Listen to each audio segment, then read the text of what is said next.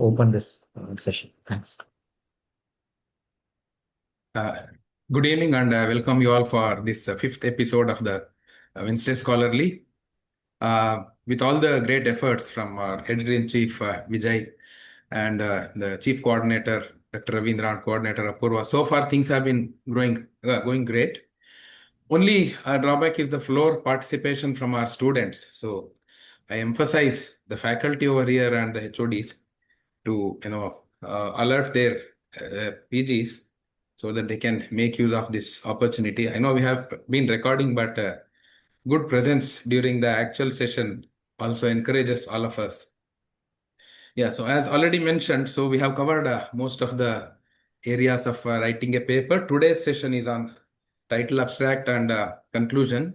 So as you all know, the most read part of any paper is the title. So choosing the title, we go ahead whether to read paper or not. So that's one of the key importance of choosing a title. Even the punctuation marks, it is said that they influence the impact of the title. Some punctuations are good, some are bad. They say question mark is not a good punctuation. Anyway, we'll get to know a lot about this from our speakers today. And abstract, a good abstract also acts as a surrogate for the paper. But the paradox here is that though it comes first in the paper, it is the one that is actually written in the end. And a good conclusion gives a closure to the paper. Conclusion again depends on how well a paper is written. So without wasting much of the time, we have two distinguished resource persons today, Dr. Muralidharan K, Professor of NIMHANS, Professor of Psychiatry from NIMHANS, and Dr. Harshit Hemant Salian, as a faculty from AIIMS, Jammu.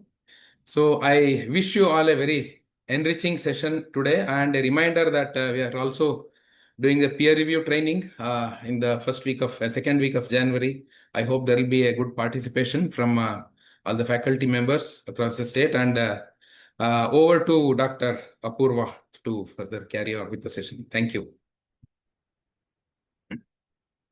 Thank you, sir. I request Dr. Ravindra to please read out, introduce our today's moderator, and then subsequently hand over the session to Harshit, sir. Yes, thank you, Dr. Apurva. It's my pleasure to introduce Dr. Harshit Hemant Salian. We just met, last week only we met in the Jodhpur. Dr. Harshit is Assistant Professor of Psychiatry at AIIMS Vijaypur, Jammu. Dr. Harshit completed his MBS from Father Muller Medical College and subsequently went to finish DPM at NIMHANS and MD Psychiatry from STM Harvard. Then he completed PDF at NIMHANS and DNB Psychiatry also. Also, it's a proud matter that he is faculty at AIIMS Vijaypur since 2022. We welcome you, Dr. Harshit Salian, sir, for the session, and over to you. Thank you. Thank you, Dr. Ravindra, and thank you, everyone. I think we have already gone past the time. So I don't think Murli sir needs any introduction per se. But for the sake of propriety here, I would say that sir has been my professor too. Sir has been faculty in NIMHANS since 2007. He has been the MS also, as well as the deputy MS. Sir has also won multiple awards and has more than 180 peer-reviewed scientific publications, which itself makes him an expert for this talk and most apt speaker for today. I would request Dr. Muralidharan sir to start his talk.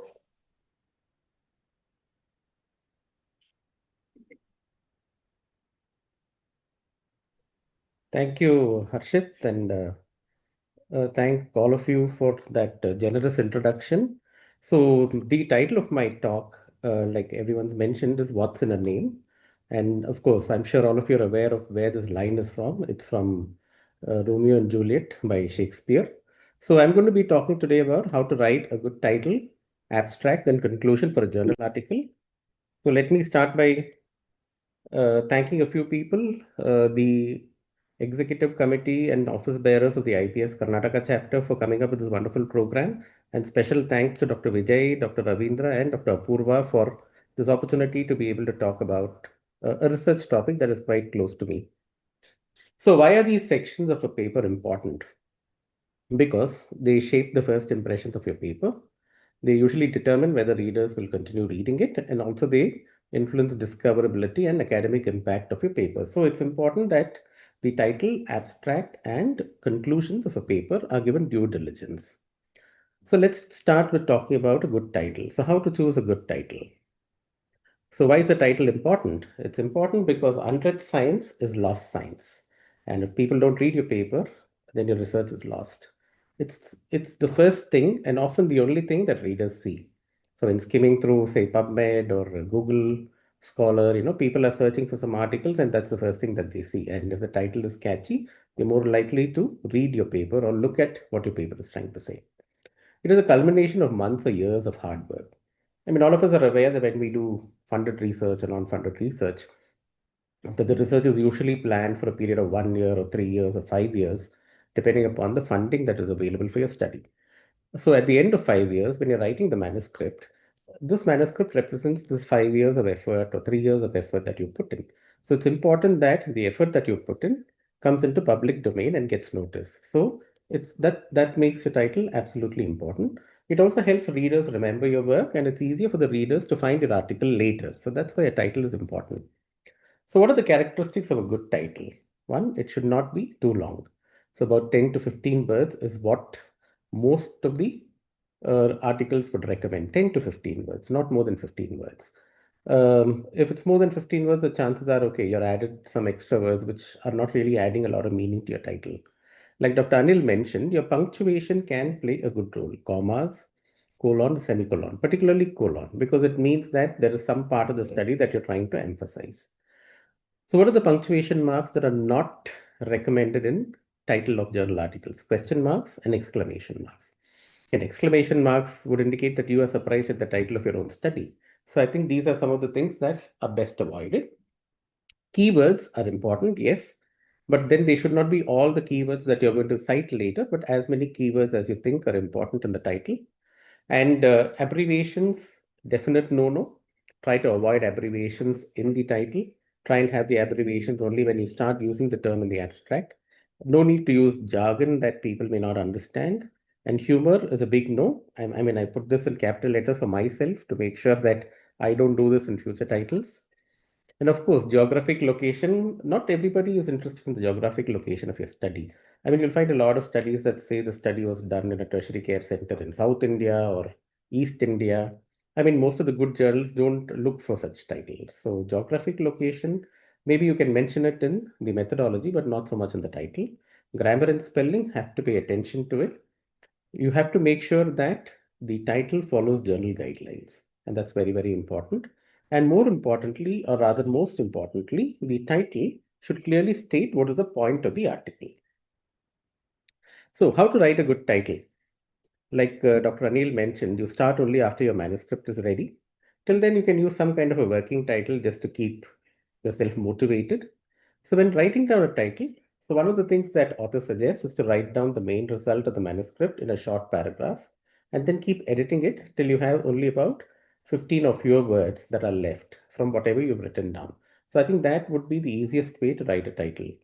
So the steps would be to identify the key questions about your research, identify and note down the keywords, using the above to create a working title, and then remove the non-essential words and phrases. So that way you would end up with a title that is 15 words or fewer and is catchy. So take note of the characters. See, one of the things is that the title of your paper is something that will spark interest in people. So it's important that you take note of paper titles that spark your interest and see whether you can adopt some of those techniques. So basically, you're looking at how somebody else has written their title and to see if you can apply it for your own papers. And also be aware of the common or the most searched keywords in highly cited papers. I've just made a list of things here for people to refer to. If you look at Google Scholar, some of the most searched keywords would include method, theory, analysis, applications, and learning. So it's important to be aware of some of the words that people often use to search for articles and to see if any of these words are relevant to your paper. So in brief, a title should be precise, concise, and meticulous. So I think that would be the bottom line for any title. So I just went and did some exercise about titles that people have written. So this is about the top 5. I've just listed here the top 5 most cited articles in the last 25 years in the new millennium in psychiatry journals. as you can understand, the most cited papers are those that talk about scales or they talk about classificatory systems. Obviously, because everybody would be reading about it and referring it or citing it in their papers. So the first title, as you can see, Lifetime Prevalence and Age at Onset Distributions of DSM-4 Disorders in the National Comorbidity Survey Application. It kind of has most of the characteristics that we described. And of course, you can see that it has been cited 15,000 times. Similarly, you can see some of the other titles are also there, which talk about the scale or the classificatory system that has been used. So these are the articles that have been cited the most in the last 25 years. So then I went and did another exercise. I looked at some of my favorite authors and seen what kind of titles they have cited for their paper, which has the most citation. So I looked at what Michael Berg's most cited paper is, and the title is very simple: Bipolar Disorder. And it's published in Lancet in 2016, cited 2000 times. Of course, it doesn't get more precise, concise than this. Then I looked at what is Lakshmi Adam's most cited paper, and that's the CanMat guidelines, of course. So most of us wouldn't even know the full title, but of course, all of us know it as CanMat guidelines. And what is Macheri Keshavan's most cited paper? So it's again a very, very catchy title, but then it ends with a question mark. Why do psychiatric disorders emerge during adolescence? This was published in Nature Reviews 2008. And then, of course, a couple of other authors whom we look up to, Dr. Venkat and Dr. Alberto Pascal Leone. And of course, I also looked at Ravi because Ravi is one of the most cited authors that we've come across. And the title of the article that is most cited is COVID-19 and Mental Health: The Review of Existing Literature. So as you can see, some of the most cited articles, both in terms of the last 25 years as well as in some of the important authors, actually have most of the characteristics that I had described about a good title. So I went and did another exercise. I saw the titles of my own articles, which have been the most cited.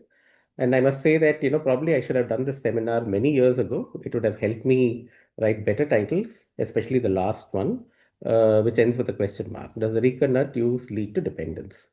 And of course, most of the other titles are not bad. I mean, I think they kind of fit in the criteria for how to write a good title. So I think that's a little bit better than what I would have thought otherwise. So this is about how to write a good title for a paper. So like Dr. Anil mentioned, you write your article first and then you write the title at the end, and try and make it as catchy as possible and pay attention to the characteristics that I just described. So moving on to the abstract. How to write a good abstract. So that's the most important part of the paper. That is the part of the paper that more people are likely to read. And that's the part of the paper that is also going to decide if people are going to continue reading your article. I mean, we recently did this exercise for Journal of Psychiatry Spectrum about systematic reviews and meta-analysis. And a lot of you who've done meta-analysis would know that one of the first ways of eliminating the paper is to read the title and then to read the abstract. It's only when these two are unclear that you want to read the full text of the manuscript. So I think an abstract is extremely important both for the reader as well as for reviewers, right? So when I was trying to look at how to make this presentation, I came across this article by Dr. Chittaranjan Andrade, How to Write a Good Abstract for a Scientific Paper or Conference Presentation. And guess what I did first? I read the abstract. And I must say I was not very impressed because it does not have the characteristics of the abstract that this article tells should actually have. So in that sense, the abstract was not very great, but the article was very good. And I'm going to cite a lot of it in this presentation. So an abstract in research papers can be identified as the synopsis of the paper. So it should be clear, direct, self-contained, specific, unbiased, and concise. So there are many types of articles, abstracts. So you have unstructured and structured abstracts, and these abstracts could either be descriptive or informative.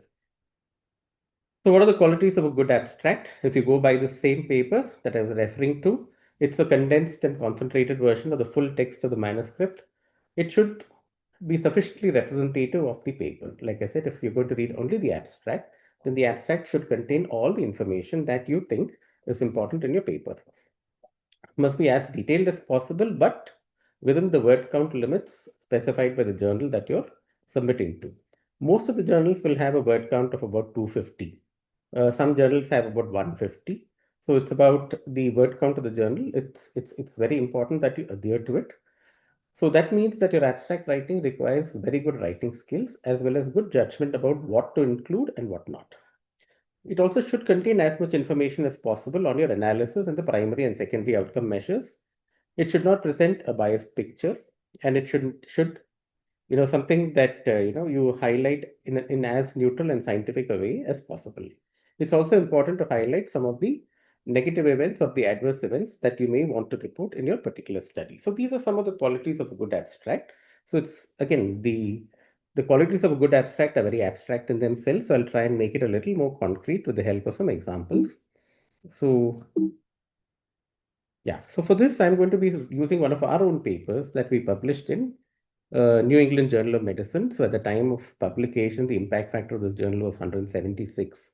And of course, the reason why I chose this particular abstract is because it was written by experts. I didn't have much to contribute to it, but then there was a lot of learning that happened as a part of writing this paper, particularly this abstract, which got published.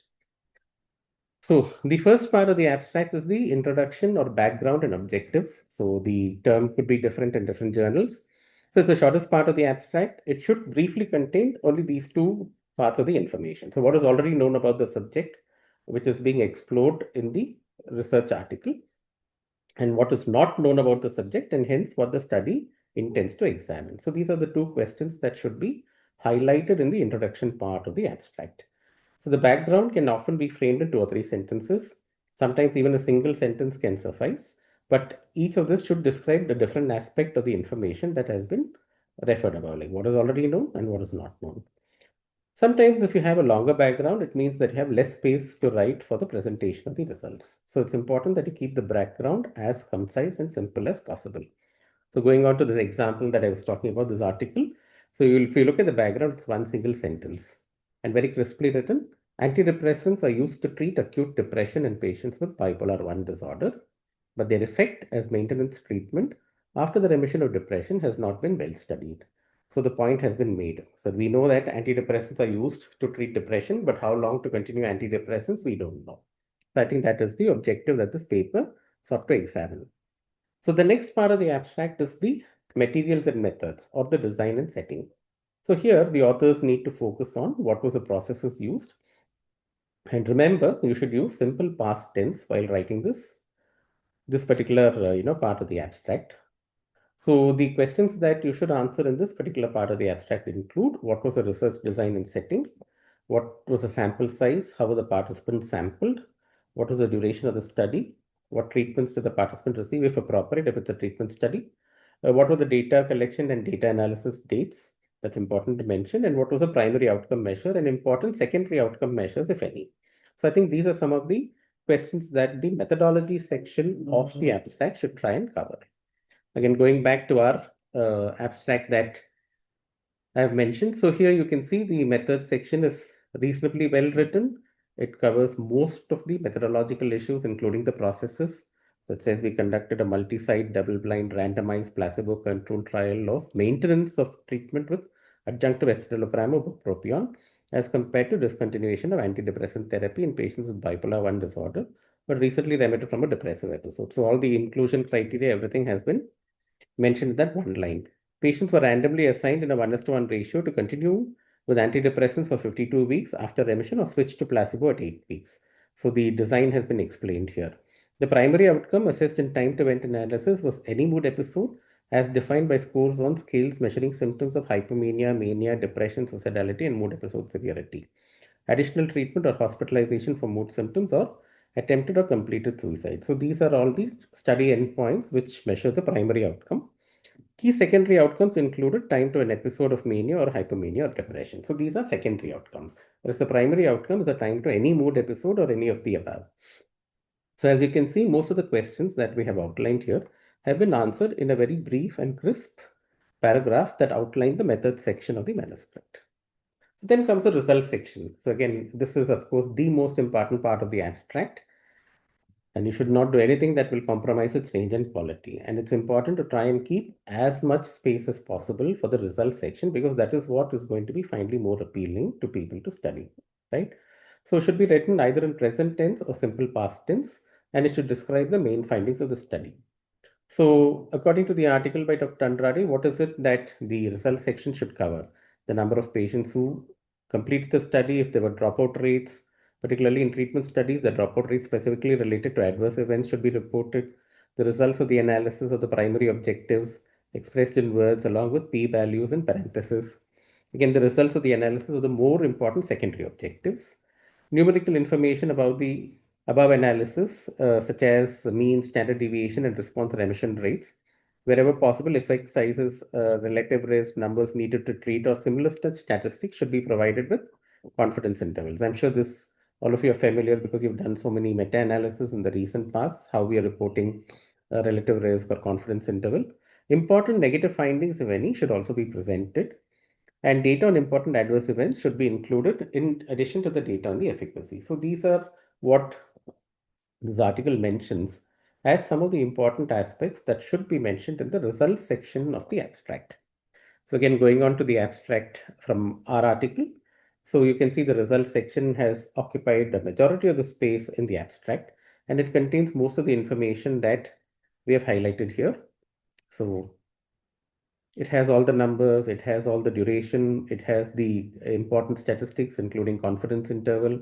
It also has the number of adverse events, and it also, the last line mentions about the adverse events. So most of the important information, the summary of the study, the most important results of the paper are all highlighted in the results section of the manuscript. This is another paper of ours that we had published a few years ago in Journal of Affective Disorders. The reason I put it up is here we are highlighting the important negative findings, which is something that the study ought to examine, but then we found that on the primary outcome, there was not much difference between the study groups and the control groups. So that is also something that could be mentioned in the abstract to highlight that, yes, this is what we found, and this is what we wanted to find or hoped to find, but could not find in the particular study. So the conclusion part of the abstract, so usually the finding highlighted here relates to primary outcome measure. However, other important findings could also be mentioned. It also should mention the importance of the findings and possible practical and theoretical implications. Now again, in terms of language, present simple tense should be used here. If you remember, we used past simple tense for the methods and the result section, but the conclusion is always about talking about what it means now and what it means for the future. So present simple tense could be used. And 3 elements that should be contained as much as possible in the conclusion part of the abstract is what's the primary take-home message, what are additional findings of importance, and if there is any perspective that the authors want to share. So going back to our abstract from this paper, so the conclusion reads like this: in a trial involving patients with bipolar 1 disorder and a recently repeated depressive episode, adjunctive treatment with escitalopram or bupropion XL that continued for 52 weeks did not show a significant benefit as compared with treatment for 8 weeks in preventing relapse of any mood episode. So that's the primary take-home message. That also mentions the primary outcome measure. The trial was stopped early owing to slow recruitment and funding limitations. So it also mentions why the study could not go further, because that is something that is the perspective that the authors have mentioned here. So this is one of the ways in which you can conclude the abstract section of your article. There's another example from another paper that we published in Lancet Psychiatry. And I think this is again something that I put up here so that, again, this is something that was written by experts and I had an opportunity to contribute to it. So it is a little different from the structured abstract in the sense that it does not have those headings that we were talking about: introduction, methods, results, and the conclusions. However, the word count as well as the organization of the abstract are pretty much the same in an unstructured abstract. So the guidelines for writing an unstructured abstract pretty much remain the same. So I've just highlighted here what is the background of the study. I've also highlighted the results section of the study. And in between, you would find the methods section as well as the conclusions of the study. So the conclusion of the abstract is the last line. Right? So that's an unstructured abstract. So what is not needed in an abstract? So we've spoken about what is needed, what is not needed. You don't have to put bibliographic references. You don't have to cite DSM-4 or IR5 or ICD-10 or any other reference that you think may be important. You don't have to give a lot of details about socio-demographic characteristics of the sample or the routine laboratory tests or the routine employment of the statistical software. I mean, you don't have to mention everywhere that we used SPSS version 27 or 28. in the abstract. You need to mention that only in the method section of the paper. Unless there is a specific reason why you're mentioning it, unless your paper happens to be one of statistics. So in the abstract, you should not include any new information which is not there in the main manuscript. Don't include any citations to tables or figures, any URLs or generic statements. Also avoid abbreviations as much as possible. So these are some of the things that you could avoid using in an abstract, just to make your abstract more crisp and readable. So how to write a good abstract? So this is a step-by-step guide. So you write it only after you write your paper. You can select the major objectives or hypotheses and conclusions from your introduction and conclusion section. Select key sentences from your method section. Identify the major results from the results section. Now rephrase or rewrite these sentences that I've outlined in 2, 3, and 4 in your own words in a structured or unstructured format. Ensure that this particular paragraph does not contain any unnecessary extra information. Then you start removing all the extra words or phrases and connect your sentences well to ensure that information flows well. Also ensure when you're writing this that the abstract is consistent with the information that is contained in the paper. And then finally make sure that it meets the requirements of the journal that you're targeting.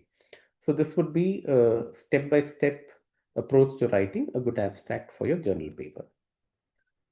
So what are the keywords that you would choose? These are important parts of your manuscript. They usually occur at the end of an abstract, appear at the end of an abstract in a research paper, and they are repeatedly used words and phrases that appear in your paper. So they also help indexers and search engines find papers relevant to your requirements, and those are the keywords that you also use when you're searching for articles either in PubMed or Google Scholar.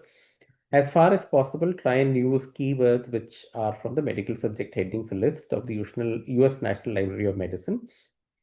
So that makes it easier for your article to be identified and indexed. And though they may not be very different from the words in the main title, some of them may be repetitive. Like for example, if a term like bipolar disorder would be a keyword, or a bipolar depression would be a keyword, and it's usually unlikely that it will not appear in the title, especially if you're doing a study on bipolar depression or bipolar disorder. So they can be variants of the phrases used in title, abstract, and the main text. And of course, they should represent the main content of your manuscript. So that's how you would choose keywords. Most of the journals would expect you to write 5 to 6 keywords. And keywords are also, required if you're a reviewer for a journal. And so what are the keywords that refer to your areas of interest? So keywords are something that should be chosen. They should be the most important words that will refer to the content of your manuscript as precisely as possible. Okay. So conclusion of the article. So how do you write the conclusion of your journal articles? So why is the conclusion important? So this is that part of the research paper that brings everything together in a logical manner. It is the last part of the paper, and it provides a clear interpretation of your results in a way that stresses the significance of your study. So one of the best ways to actually become better at it, like I mentioned earlier, is to see who are your favorite authors, whose papers you enjoy reading, see how they've written conclusions, and see if you can adopt those kind of strategies to write your own conclusion. So that's why it's important to have a good conclusion, because that's the last part of the paper, and that is what the reader is left with once they finish reading your paper. So what are the characteristics of a good conclusion? So one, it stresses the importance of the research statement. It gives a sense of completion or completeness to your paper. It leaves a final impression on the reader, like I mentioned. It also lays down the path for future research. So what is it that this study means in terms of taking this research forward? What is it that future research will do to take forward the questions posed by this study, or which this study could not answer? It also tries to bring about some discussion about unanswered questions, which could not be completely answered as a part of this particular research paper. So I think these are the 5 important characteristics of writing a good conclusion. I've just put out a conclusion from one of our papers that I referred earlier. This was published in Lancet Psychiatry. So this is how we concluded. So in conclusion, there is scant evidence from existing studies about conversion to bipolar disorder. So this paper was about looking at interventions for people at high risk for developing bipolar disorder. And while reviewing the evidence, this is what we found, that conversion to bipolar disorder, which is the most important outcome measure in early intervention research, there is scant evidence. So multi-center prospective randomized studies with large sample sizes, establish familial risk, and a homogeneous group of participants would be helpful in understanding the effect of a single intervention. Some of the interventions for which there is evidence in the treatment of mood episodes, including cognitive behavior therapy, atypical antipsychotics, and moderate physical exercise, could be tried in this population. The ethical implications of prescribing antipsychotics in a high-risk group need consideration. Treating the early stages of a disorder could prevent long-term disease burden and has important human and economic benefits in terms of healthcare investment and policy making. But ultimately, finding efficacious interventions that work in this group will go a long way in preventing or delaying the onset of this progressive disorder. So as you can see, this conclusion has brought most of the characteristics that I mentioned already. So what is it that we know? What is the main finding of the study? What is it that we don't know? What are the possible questions that need to be studied going forward? So some of these have been summarized very crisply in a single paragraph. So that is the highlight of this particular conclusion. So what are the different types of conclusions that are there? So one is a summarizing conclusion. So you just summarize the important findings of your paper and bring about all the points that are there in the paper that you want to share with the reader. So that's a summarizing conclusion. Then you have an externalizing conclusion, which is a summarizing conclusion plus directions for future research. So the previous abstract that I spoke about the conclusion, that I think is an externalizing conclusion. It summarizes what has happened in the study as well as tells us what is lacking and what are the guidelines for future research. So that gives some information that can be useful for future researchers. The editorial conclusion is something that usually you would find in an editorial. So a lot of times this includes information about a topic as well as call for action. So a good example of editorial conclusion is something that I came across in this article by Jin Mali in Bipolar Disorders in 2021. So the title of this article was Make Lithium Great Again. And this is how this article concluded. Therefore, it is imperative that we clinicians, along with the support of our professional and government bodies, level the playing field and ensure that lithium is given due consideration at every stage of bipolar disorder management. Lithium is still the best medication for treating bipolar disorder by far, especially long term, and it is critical that we prescribe it more often. So here they conclude by saying that lithium is the best drug available in the market today for bipolar disorder, even today. And it is important that we make lithium great again. So this is a call for action. The editorial ends with calling all researchers to take some action that will help move this particular objective forward. So what are the effective strategies for writing a good conclusion? So it should be synthesizing rather than summarizing. So while a summarizing conclusion is good, there should be a lot of information that are brought together in the last paragraph, which includes what is there in your paper as well as what is meant for future research. So there should be a reference to the introduction of your paper, but in a fleeting manner. Only the relevant information should be brought into the conclusion. The negative findings and all the other things that we mentioned earlier need not feature in the conclusion part of the study. Again, redirecting the readers to take the information and then apply it in the real world is something that a conclusion would try to do, like the conclusion I just read from Jin Mali's article. So while you're writing your conclusion, you should always keep asking this question, so what? So every time you write a statement or two, you ask yourself, so what? So what if this is the case? So what if this is not the case? So that way you challenge the way you're writing your own conclusions, the way you're writing information that you think is important for what other researchers should take from your paper. Sometimes it's important to address some limitations and also pose questions as a part of your conclusion. And some conclusions could call to action, like what I mentioned in the Jin Mali's abstract from bipolar disorder. So these are some of the effective strategies for writing a good conclusion for your paper. So as you can see, it requires a lot of thought and a lot of applying your mind to write a good conclusion for the journal paper. So what is the importance of a conclusion? It offers implications and recommendation. It provides closure to your article, and more often than not, it leaves a lasting impression on the reader. So to summarize or to conclude my talk, so title, abstract, and conclusions are important components of a manuscript. Titles must be concise, precise, and meticulous. An abstract is a synopsis of the paper and may be structured or unstructured or otherwise, but it's one of the most important parts of the paper. And a conclusion summarizes key findings and provides pointers for future research. So in all this, what you must have understood is that while the rest of the manuscript is about science, the title, the abstract, and the conclusion of the paper are about good English. So what's in a name? Everything. Thank you so much for your attention. Thank you, Murli sir. It was quite concise and abstract at the same time.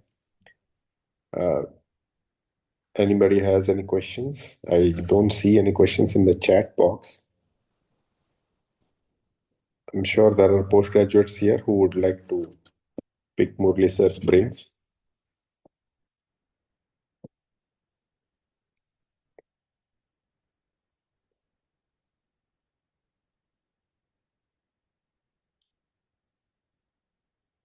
If there are none, I would request our chief editor. Okay.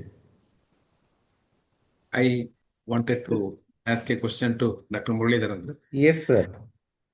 Sir, when it comes to the synthesizing versus summarizing in the conclusion part, is it better if we emphasize on synthesizing when it comes to a systematic review, whereas it is still summarizing when it comes to an original article, or because we are taking it from different aspects? So just wanted to know your thoughts on it. So very good point that is. So when it comes to systematic reviews and meta-analysis, we more often than not would synthesize and say that okay, this is what we have found in our analysis, this is what the previous studies say, and this is what we would like to do going forward.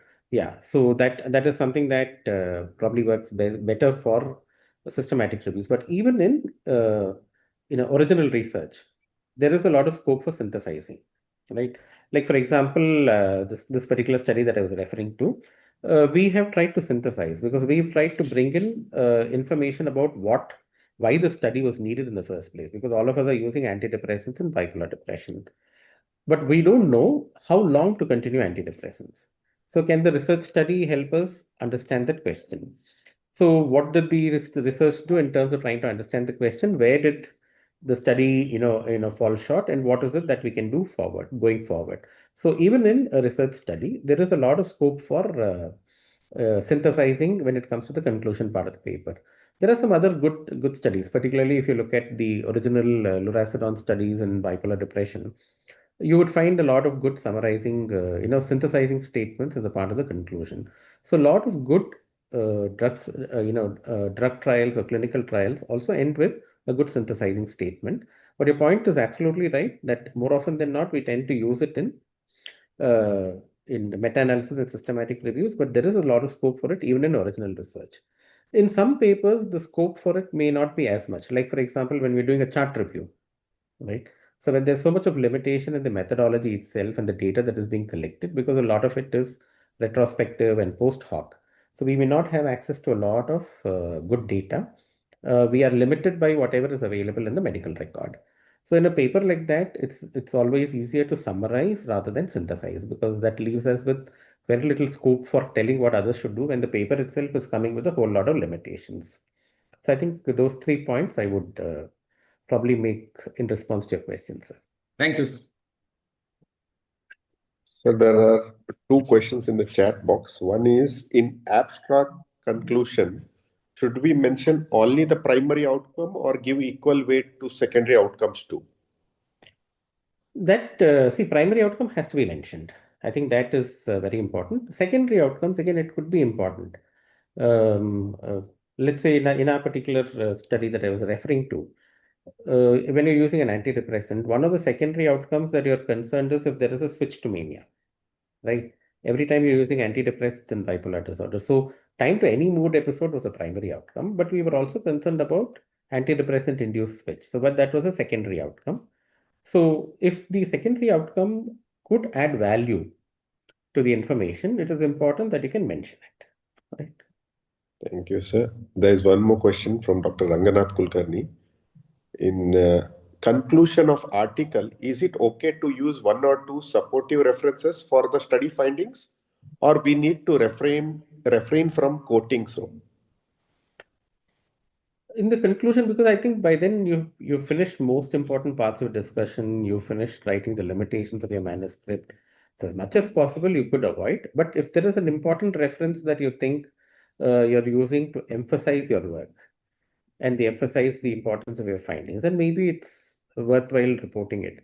I think there have been a couple of papers where we have cited some reference, but a lot of times that would be a reference that is recurring in your manuscript. You may have already cited that particular, article, so you may reference it again.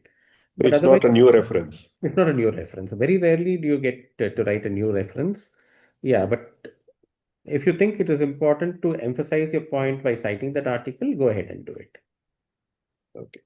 There's one more question here. There's actually two questions in this same message. In title, keyword should be given priority and start the title with keyword for a better effect. In the Keyword, sense, then, should the title be started with the keyword for a better effect? maybe. So I think, like I said, if keyword is say bipolar disorder, it is going to Yeah. appear somewhere in your title. The Yeah. keyword is schizophrenia or keyword is electroconvulsive therapy or transcranial magnetic stimulation, it is likely to appear. If your keyword is a drug trial, that is likely to appear. So invariably, 2 or 3 keywords will suggest themselves, and invariably they will be part of your title also. There may be other keywords like randomized control trial, which may or may not appear, which will definitely appear in your title, or double blinding. So these are some things that are possibly going to be there in your title as well as become keywords of your abstract. So there may be a lot of overlap between this, but as much as possible, try and keep your keywords closer to medical subject headings so that it is more easily discoverable. Also, the tone of the title should be neutral or more declarative in nature. I would go with neutral, as in you're trying to report something, right? So uh, I think it would depend on the kind of study that you're reporting. So if you're talking about Probably that was yeah, mentioned in your first yeah, good yeah. title and bad title, exclamations and question marks to be avoided. No, I think he's asking whether the title should be declarative in nature, whether you're going to declare something or, Okay. yeah, like for example, I've come across some titles which are also declarative in nature. So one of the titles, very interesting title from our team at NIMHANS is Does Theta Burst the Depression Bubble? So that was a good title, which came with a question mark. There was a pun on words. So theta burst stimulation for depression, but then that was a little more declarative, right? That that theta burst stimulation is going to help depression a lot more. So like this, so sometimes the findings of your study could help you put up a declarative title. So I guess it finally depends upon the manuscript that you're presenting. So in case Dr. Ravindra had any thoughts, maybe he can only share it with us. Okay. Yes. That is No, okay. sir, just about the same thing that you're mentioning, where like something when I have studied something and I found that it is more useful, I want to like put it in the title straight away so that it appears more catchy and like, okay, people will find like, okay, so this is announcing something, okay, this is useful, this is not useful, and straight away instead of staying neutral, this versus this, it has been studied only in the title. So, Correct. So yeah, I think more or less similar points we've made, and thanks for adding to whatever.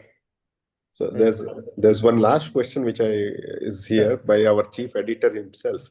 It's not related to the publication, but it's related to abstract submissions to conferences. Whether it is any different from the abstract here. I would say abstract submission to conferences are probably even more important than abstract submission of a journal article, simply because that's the only thing you're presenting, and the conference organizers or whoever is reviewing the scientific content of abstracts may take a look at it and decide it's not worth inviting you to the conference. So it has more more what I wouldn't say what's the right word, more devastating consequences for a young researcher than a journal article rejection, because you have another opportunity to correct it and submit it. Further, in journal articles, a lot of times when the peer review process happens, it comes with some inputs for improving your abstract and your manuscript. Whereas with conference presentations, you don't get that second chance. So I would say that it's important that you pay more attention to how to write a good abstract when you're writing a conference presentation. The only difference would be that a lot of conference abstracts tend to have slightly more word count, a higher word count than what the journal articles have. So some conferences accept as many as 500 words for an abstract. So it gives you a lot more scope to put in a little more information which you think will get your abstract accepted. But most journal articles would keep it at 250. But on the whole, probably we can use the same Yes. guidelines for the Oh, yes, the same, conference absolutely also. same guidelines, but probably requires a little more attention because It has to catch the eyes of the it has reviewer. to catch the eye of and they should feel that it is worthwhile having you come over to the conference and making the presentation. I mean, that applies because the conference abstract is not necessarily only for a poster presentation. Even symposium presentation, we only submit abstracts, right? So we don't Yes. really give them the full content of our discussion. So a lot of times, the abstract is what will catch their attention. Sir, that ends the questions. I really thank you for this excellent insights into publishing, how about title and abstract and conclusions. I would also like to thank Dr. Ravindra, Dr. Apurva, and Dr. Vijaypur for inviting me for this series. I would move back. I think we should conclude this. I'm handing over to Dr. Apurva. Yes, sir. Thank you so much, sir. Thank you, Murli, sir, for giving such valuable points on one of the most read part of the article, the part which actually decides if you want to further read the entire manuscript. There are many colleges, including my own MD college, which conducts a short journal club by just discussing the title and the abstract, which indicates that how important today's session was. So thank you for the same, sir. I thank Dr. Harshit for moderating the session so seamlessly and also for giving your insights as well. I now request our Chief Webinar Coordinator, Dr. Ravindra, to give final remarks for today's session. Yeah. Before I give any final remarks, anyone has any questions and all, like anything? Because I have one, sir, because before I conclude, so some of the abstract will mention that results will be discussed. We will address these issues at a later. So whether those things are allowed to document in the abstract or no, when we are submitting it to a paper. Generally, especially for posters, no, if you're writing like that, then it's unlikely that it will get accepted. Yes, So, yes. they would want to know what is the meaning that you made of your results. Yes, sir. And so at least 1 or 2 lines of conclusions have to be there. Hmm. You may not put down what it means for future research, what implications it has, but at least your interpretation of your results, Yes, sir. 1 or 2 lines have to be there. So Yes, if sir. you just write results will be discussed, they may decide you discuss in your house only. You don't have to come for the conference. Yes, sir. So that's the trend that we see, like as Vijay sir was mentioning about the abstracts that get submitted for the conferences and all. Most of the things are just like results will be discussed and this will be presented and all. Probably we should start curtailing it at that level only, otherwise it gets spilled over to the publications, I mean the submission to publications. Right. Yes, thank you, sir. So Vijay sir, you have anything to say, sir? I think it was a very lucid and crisp presentation, and like we have already, it's just 1 hour now, and we have already finished. So I think he has covered, and Professor Murli has covered a lot in 1 hour. Very informative. Even at the beginning, even I didn't know how to start, where to start, and things. I don't know how he would, take us through, and discuss this. And I think he has covered a lot, I would say. I think Dr. Ramnath has a question. I can unmute and ask, sir. Good evening, sir. Good evening, Dr. Raghunath. Hi. We are writing the abstract when we are supposed to present the results, especially odds ratios or relative risk for a HR with the 95% intervals and the p-values. We tend to have a lot of spaces between the numbers or the punctuation marks. That in turn increases the word count. is there any way how these things can be avoided, or are they must? Because they in turn increase the word count, and we need to just struggle with the background methods to cut down the number of words. So one of the, it's a very good question. One of the things that I found useful is to keep the background of the abstract to just one sentence or maximum two sentences. So not more than that. So that gives you a lot more space. In some of the things that you mentioned, I think the word count and the character count may be slightly different, but they don't generally count as words. The other things that you can do is that you can take off things like degree of freedom or t-value or chi-square and all those things that people tend to cite and just keep only the p-value within parentheses. So that way you can do away with a lot of words and characters that may not really be relevant to the abstract, but which will come in the results part of your manuscript. So I think if you keep the results part of the paper to be edited, results part of the abstract to be edited last, and you try and knock off words in the background, methods, and the conclusions part. So that way you don't have to change too much in what you've written in the results. And then after all that, if there are still few words that are, above the limit, then you look at the results section and see what are the things that you can exclude. So one of the strategies that I try and use in my papers is that in case there are two groups or three groups, I just say that both groups were comparable on all parameters. Within brackets, write all p greater than the lowest p value that you found, or the two groups were significantly different on all clinical and socio-demographic parameters. Within brackets, I put down the lowest p value, or all p less than 0.05. So that way you summarize the entire, say, socio-demographic characteristics in one line, and then just tell what is the lowest. So it was not significantly different between the three groups. Just put down the p-value and put down the lowest p-value that you got in terms of the differences. So that way you can summarize everything and reduce the number of words you use in the result section also. So there are 3 or 4 things that you can do. And I think if the initial abstract is around 350 to 400 words, then it's very easy to knock off about 150 words after that as you keep editing it. So that's how I usually work with the team. So we get somebody to write an abstract or a paper, and then we try and say keep it to around 350 words, maximum 400, and then we keep editing. We knock off and off the and all those kind of things which we may have added some extra things. Like I said, it's more about writing skills in English. So knock off those extra words or extra phrases that don't add value to the paper, and then try making it more crisp so that you finally reach the word limit of the journal. One last one, the role of AI in creating the abstracts. After we have done our own formats of the abstracts, role of AI. I guess everybody use AI going forward, so you're going to get very good abstracts. I mean, everybody uses AI these days, so. Thank you. There could be a session on use of AI, and I'll try that in January, second or third week. Ethical use of AI. Yeah, we found somebody who has been teaching this. Okay, so just few announcements. Next week we have Dr. Professor Mariamma, who is going to talk on how to present your statistics in the form of table or in the form of text. So don't miss that.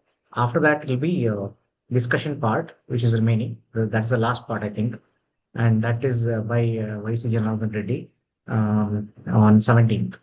So please make it a point to attend all these, as well as I need to announce about the upcoming peer review workshop.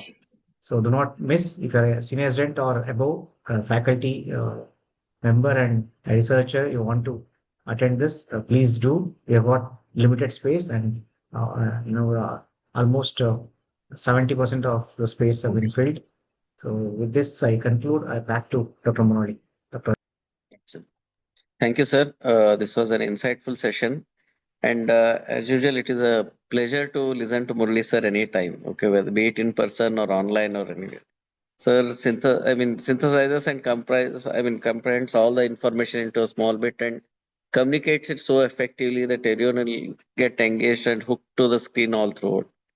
And he clarifies the things very in a very simple manner that even any novice also can understand to that extent. Okay, so we are extremely thankful and grateful to you, sir, for giving this lecture. Okay, so we hope to have you for more lectures on this topic or on other topics also. Also, I thank Dr. Harshit for graciously agreeing on this to chair this session. When we met in Jodhpur, we just casually asked and he agreed immediately.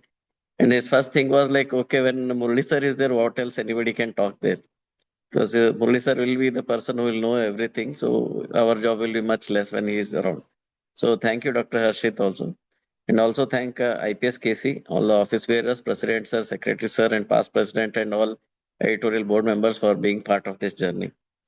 Thank you, one and all. Over to you, Apurva. Okay. That's all, sir. I think we can conclude today's session. Thank you once again, Murali sir.